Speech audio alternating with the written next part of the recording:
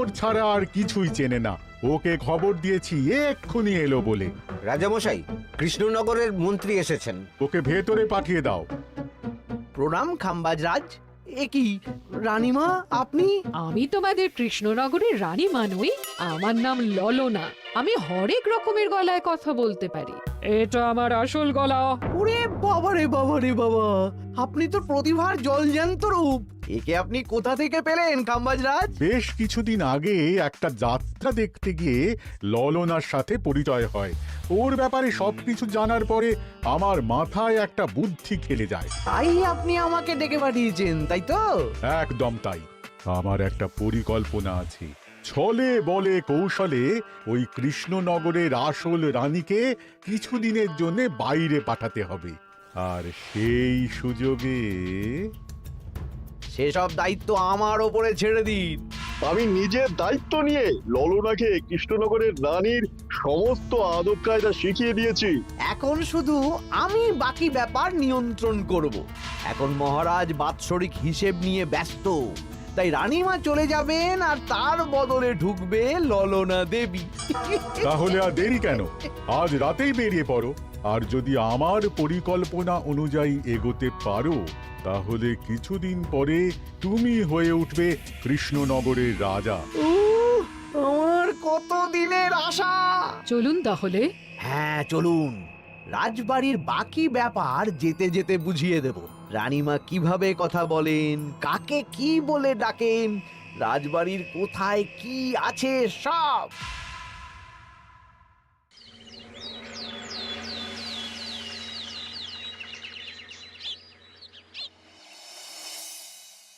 কি গো গিন্নি, জ্বরটা নেমেছে? এই জ্বরটা কমেছে, কিন্তু শরীরটা খুব দুর্বল গো। তুমি পারলে ভাতটা রান্না করে রাজবাড়ি যাও, আমি বেলার দিকে এই কিছু একটা তরকারি করব। না না গিন্নি, তোমাকে এই শরীরে রান্না করতে হবে না। আমি তরকারির সবজি কুটে রাখছি। হ্যাঁ, ওই পুঁটির মাকে বলে রাখবো, ও এসে রান্না করে দেবে। তাহলে তো ভালোই হয়। জ্বরে একেবারে শরীরটা দুর্বল করে দিয়েছে গো। হ্যাঁ, তুমি বিশ্রাম নাও গিন্নি, আমি রান্নাঘরে যাই। কি গোপাল আজকে এখনো এলো না? ও কোনোদিন সময় এসেছে মহারাজ? ওকে তাড়িয়ে আপনি একটা কাককে রাজসভায় রাখলেও সে সময়ে আসবে। না, আসলে গোপালের গিন্নির খুব জ্বর, আমি দেখে এসেছি। তাই হয়তো ওর গিন্নির সেবা শুশ্রূষা করতে গিয়ে গোপালের দেরি হচ্ছে। তোমাকে আর গোপালের হয়ে কাসুন্দি গাইতে হবে না। এই তোমরা থামো তো। একটু দেরি হয়ে গেল মহারাজ। আসলে গিন্নির খুব জ্বর, তাই কিছুটা রান্না করে এলাম। আচ্ছা আচ্ছা আচ্ছা, তা এখন তোমার গিন্নির শরীর কেমন আছে? আগের থেকে ভালো আছে মহারাজ, জ্বরটা কমেছে, কিন্তু শরীর খুব দুর্বল। বেশ বেশ, একটু যত্নআত্তি করো।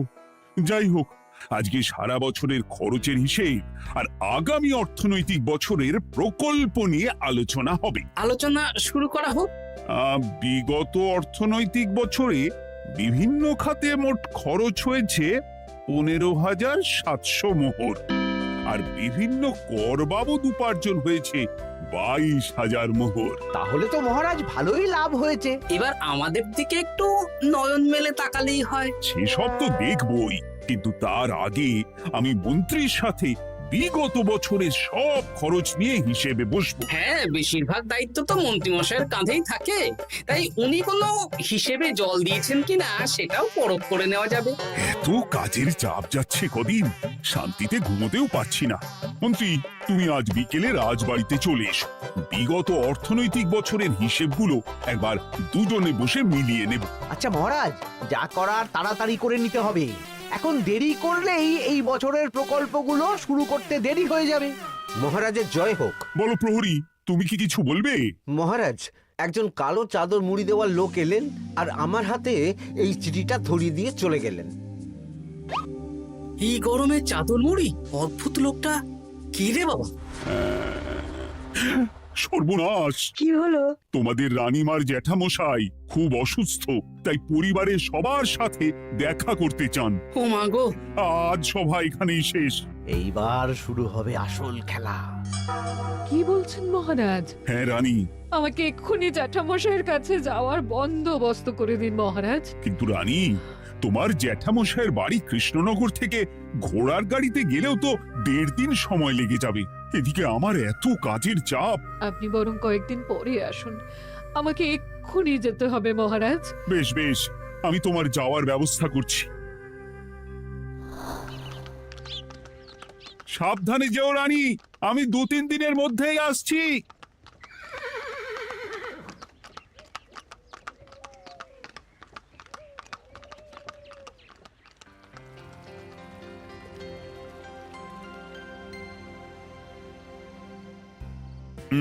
মন্ত্রী, বিগত অর্থনৈতিক বছরে আমাদের পাঠশালার উন্নতির জন্য কত খরচ করা হয়েছিল একটু দেখো তো।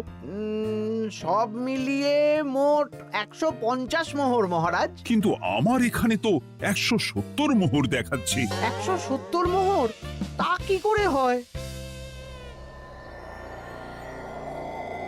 একই রানীমা, আপনি ঘোড়ার গাড়ি করে গেলেন আর হেঁটে চলে এলেন। সে আমার ব্যক্তিগত ব্যাপার, তুমি তোমার কাজ করো।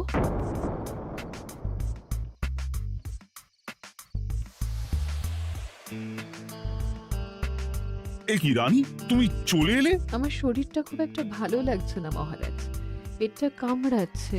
তাই সহিসকে বললাম ঘোড়ার গাড়ি নিয়ে জ্যাঠামশাইকে দেখে আসতে, আর আমি বাড়ি চলে এলাম। ও, সহিস এসে খবর দেবে, তারপর আমি আর আপনি দুজনে একসাথে যাব। বেশ বেশ, ঠিক আছে রানী, তুমি বিশ্রাম নাও। বিশ্রাম না, আমি একটু স্নান ঘরে যাব।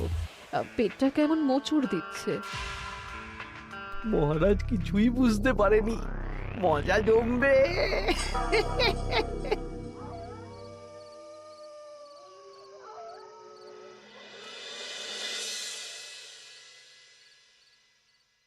এ কি রানী, তুমি তোমার সব গয়না গাটি বের করছো কেন? আমার আর এই পুরনো নকশার গয়না পছন্দ নয় মহারাজ। ভাবছি কালকে সকালবেলা এই গয়নাগুলো শ্যাকরাকে দিয়ে শহুরে নকশায় নতুন গয়না বানাবো। কিন্তু এগুলো তো তোমার সবই পছন্দের গয়না। কিন্তু মহারাজ, আমি ভেবে দেখলাম এই গয়নাগুলো সবই বড্ড ভারী গয়না। আমি শহুরে আধুনিক নকশার হালকা গয়না পরবো। এমনিতে জ্যাঠামশাইয়ের শরীরটা ভালো নেই, মনটাও ভালো নেই, ও, পেটটা কেমন মোচড় দিচ্ছে। আমি আরেকবার স্নান ঘরে যাব।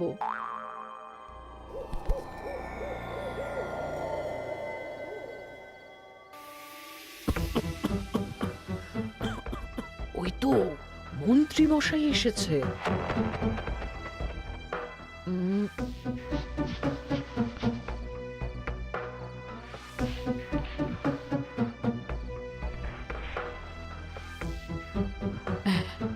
এই রাজ্যে গোপাল আমার শত্রু।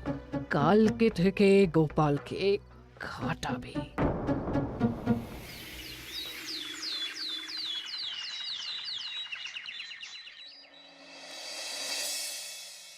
হায় হায় হায়, কি হলো রানী, কি হলো? গতকাল রাতে আমার সমস্ত গয়না চুরি হয়ে গেছে। হ্যাঁ? বলো কি প্রহরী? বলুন মহারাজ। গতকাল রাতে রানীর সব গয়না চুরি হয়ে গেছে। তুমি আরেকজনকে নিয়ে এক্ষুনি খোঁজ করা শুরু করো। যথাজ্ঞা মহারাজ।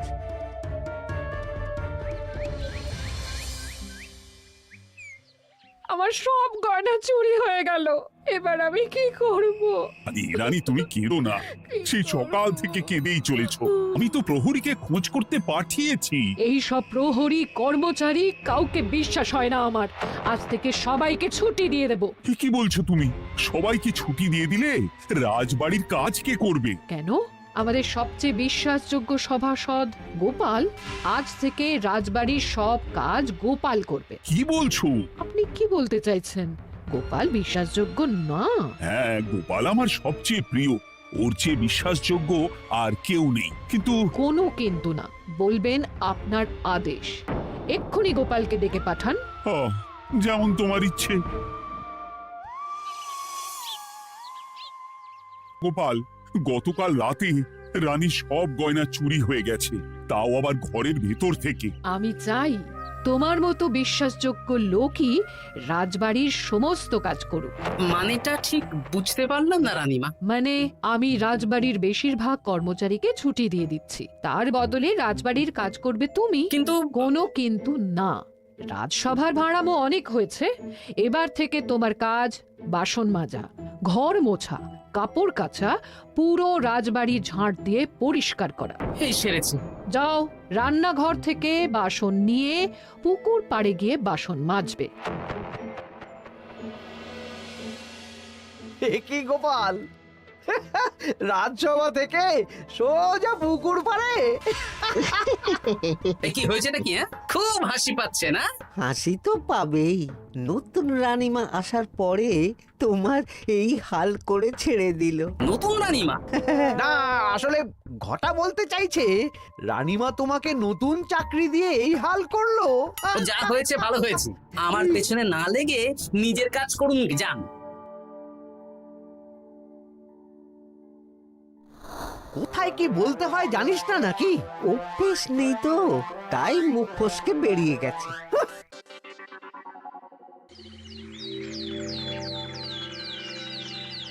রাজ্যে চোরের উপদ্রব বেড়ে গেছে, তাই আমরা কিভাবে চোরের উপদ্রব কমানো যায় সেই নিয়ে আজকে একটা আলোচনা করব। কিন্তু মহারাজ, রাজসভায় এখনো তো সবাই আসেনি। এই তো এসে গেছি। ওই রাজবাড়ির জামা কাপড় কাচ্ছিলাম। এ কি, গোপাল এখন রাজবাড়ির জামা কাপড় কাচে? হ্যাঁ, সেসব করতে গিয়ে আমার নিজের জামা কাপড়ই ভিজে গেল, তাই বদলে এলাম। মহারাজ, রানীমা ঘোড়ার গাড়ি করে এসেছেন। মানেটা কি? রানী তো রাজবাড়িতেই আছে। হে কি মহারাজ, আমি প্রহরীদের কাছে শুনলাম আমার মতন দেখতে কেউ রাজবাড়িতে উড়ে এসে জুড়ে বসেছে। মানে তুমি তো আগেই চলে এলে। কি কাণ্ড! এই কে? শুনলাম আমার মতন দেখতে কেউ এসেছে। ও আচ্ছা, আপনি। তা কি চাই আপনার?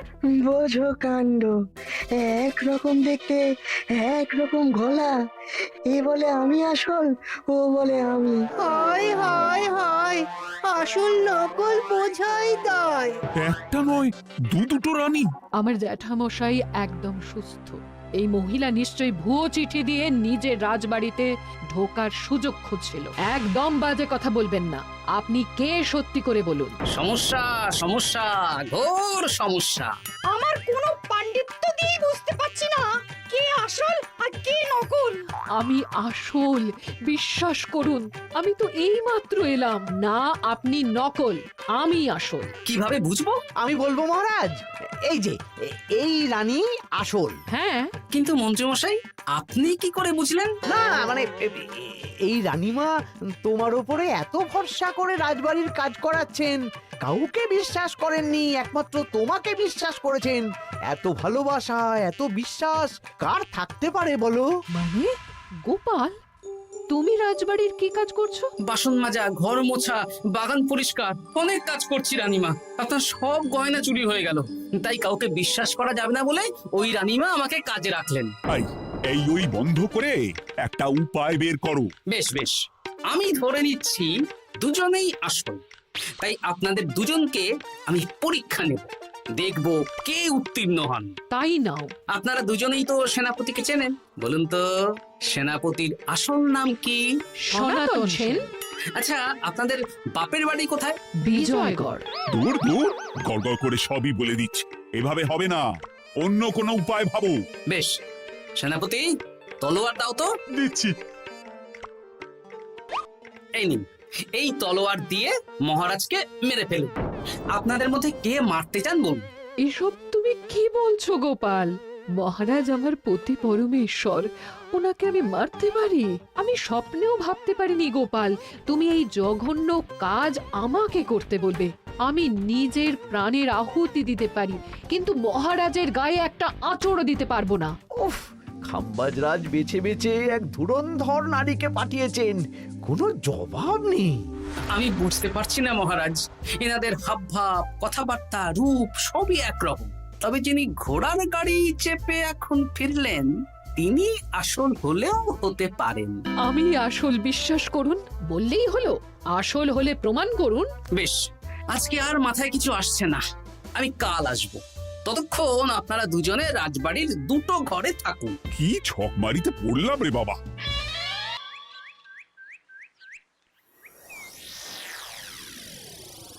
ললনা একদম তৈরি হয়ে এসেছে। দারুণ মজা হচ্ছে বলুন। এবার শুধু একবার আসল রানীকে সরিয়ে ললনা যদি রানী হয়ে যায়, তাহলে রানীর গয়নার মতন সব আমার হাতে চলে আসবে। তারপর কি হবে? তারপর ধীরে ধীরে মহারাজকেও কায়দা করে সরিয়ে দেব, আর খাম্বাজ রাজ আর আমি এই দুজনে মিলে এই রাজ্য চালাবো। কি বুদ্ধি আপনার মাথায়।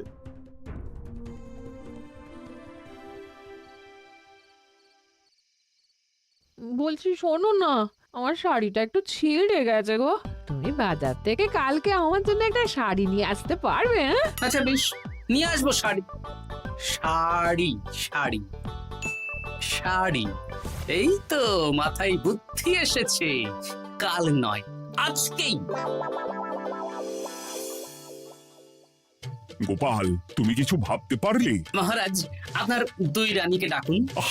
আমার তো একটাই রানী। ওই হলো মহারাজ, আসল নকল দুজনকেই ডাকুন। কই গো, একটু বাইরে এসো। বলুন মহারাজ, আপনি ডাকছেন? আচ্ছা, আমি দুটো শাড়ি নিয়ে এসেছি, লাল শাড়ি আর নীল শাড়ি। এই দুটোই মন্ত্রপুত শাড়ি, এক সিদ্ধ পুরুষ দিয়েছেন। কে তিনি? না, সেসব এখন বলা যাবে না, তবে এই শাড়ি দুটো একটা একটা করে ওনাদের দিয়ে দিন। এবার আমি এই শাড়ির বিশেষত্ব বলি। হ্যাঁ বলো গোপাল, বলো। আপনারা দুজনেই আজ রাতে এই শাড়িটা পরবেন, সারা রাত পরে থাকবেন। এই শাড়িগুলো 12 হাত মাপের শাড়ি। আগামীকাল সূর্যোদয় হওয়ার পরে যার শাড়ি 4 হাত কমবে সেই হবে আসল রানী। আচ্ছা বেশ, তাহলে তোমরা দুজনেই এই শাড়ি পরে থাক। কাল সকাল সকাল রাজসভা বসবে, তখন তোমাদের শাড়ি গোপালের কাছে জমা দিও। আচ্ছা। আমি যে নকল সেটা বুঝতে দেওয়া যাবে না। কি করে এই শাড়িটা 4 হাত কেটে ফেলে ওই দু ফল কাটার ছড়ি কেটে ফেলো। কালকে আবার মজা হবে।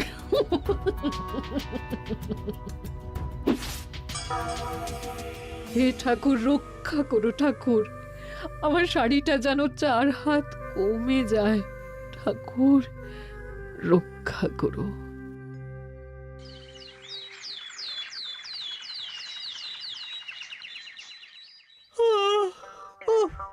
এত সকাল সকাল রাজসভা, দূর, ভালো করে ঘুমটাও হলো না। আমি তো ঘুমোইনি, চিন্তায় ঘুমই আসেনি। কই গো, তোমরা এসো। এই নিন আমার শাড়ি, এবার মেপে দেখুন, এটা 4 হাত কমে গেছে। এই দেখুন মহারাজ, বিশ্বাস করুন আমি আসল, কিন্তু এই শাড়িটা সারা রাত পরে থাকা সত্ত্বেও 4 হাত তো দূর, 4 আঙুলও কমেনি। লাল শাড়িটাই ছোট মনে হচ্ছে। তাহলে তুমি আসল? উফ, বাবা, বাঁচা গেল। আয়, কে আছো?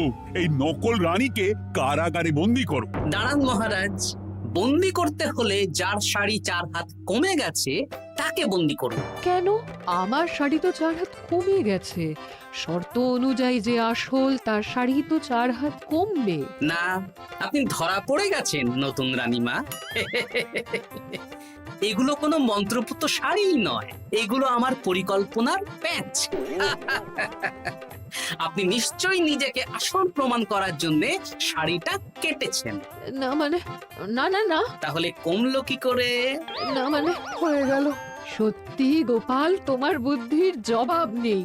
গোপাল, তুমি আমাকে বাঁচালে। এই যে নতুন রানীমা, চুপ করে কেন? ওকে আমি কারাগারে গিয়ে বেত মারছি, তাহলেই সব বলবে।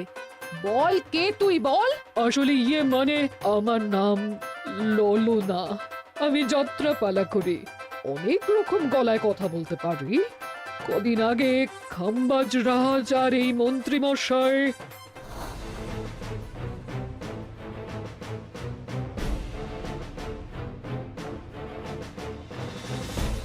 বাবা, এ তো দেখছি ললনার ছলনা। তার মানে রানীমার গয়না? ওগুলো তো সব মন্ত্রীকে দিয়েছে, জানলা দিয়ে কাপড়ে পেঁচিয়ে নামিয়ে দিয়েছি। মন্ত্রী, তোমাকে আমি শুলে চড়াবো। ভুল হয়ে গেছে মহারাজ, আমাকে ক্ষমা করুন। প্রাণে মারবেন না, সব গয়না ফেরত দিয়ে দেবো মহারাজ। তুমি শত্রু রাজ্যের প্ররোচনায় এত বড় ক্ষতি করতে চেয়েছিলে? ক্ষমা করুন মহারাজ, ক্ষমা করুন। সেনাপতি, মন্ত্রীকে 1000 বার বেত্রাঘাত করো। আর এই ললনার কি হবে? আমি অনেক দিন ধরে বাড়িতে একটা কাজ করার লোক খুঁজছি।